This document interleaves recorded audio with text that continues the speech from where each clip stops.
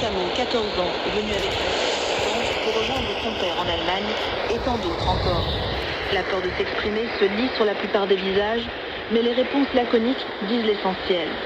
Service militaire forcé, arrestation arbitraire, départ des copains, ou encore avec des hommes qui ont souvent déjà fui à l'étranger, les raisons de l'exil sont multiples, mais se ressemblent. C'est un lent exode qui ne dit pas son nom.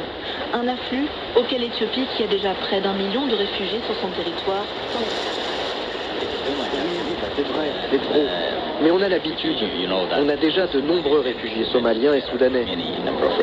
Téchomé, responsable de ce centre dans la ville d'Endabaguna. Et la spécificité ici, c'est qu'ils viennent de la même région que nous. Ce ne sont pas des voisins comme les autres. Avant, ils étaient éthiopiens, ils ont des familles.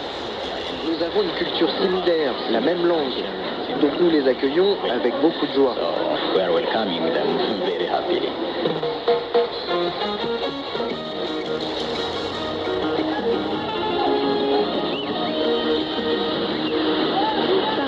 La frontière côté éthiopien, c'est le même enthousiasme de voir les deux pays réconciliés.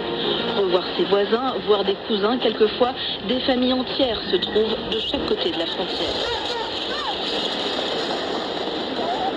À un peu plus de 200 km de là, à vol d'oiseau, la petite ville martyre de Zalambesa en est le parfait exemple. Un langage de 16 000 habitants, entouré de villages. À l'entrée, un checkpoint, la rue principale porte encore la trace de la guerre entre les deux voisins. Des bâtiments en ruine, des pans de murs toujours percés de balles, mais aussi depuis quelques mois, des hôtels en construction. Et une douce animation, comme sur le marché de la ville, où depuis septembre, 80% des clients sont érythréens.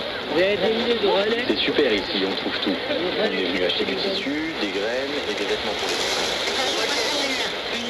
Le foulard blanc traditionnel sur les épaules et le visage marqué par les années, une femme se tient aux côtés de son époux, 84 ans, en costume impeccable. Tu vois, elle vient d'ici. Elle est éthiopienne et moi je suis érythréen. Et vous imaginez, elle a été séparée de sa famille pendant 22 ans. 22 ans. Mais maintenant, sur cette petite place en retrait de la rue principale, les articles sont disposés sur de grandes bâches à même le sol. Vêtements, bâtiments plastiques, savons et légumes. Berhan Enebratou, administrateur de Zalambesa, confirme, la petite ville revit. avant c'était difficile. On s'inquiétait beaucoup. On se demandait, est-ce que les soldats érythréens vont venir aujourd'hui ou demain? Quelquefois on entendait des échanges de tirs entre les soldats éthiopiens. On se demandait si la guerre allait revenir. La nuit, quand les Érythréens traversaient clandestinement la frontière, c'était stressant.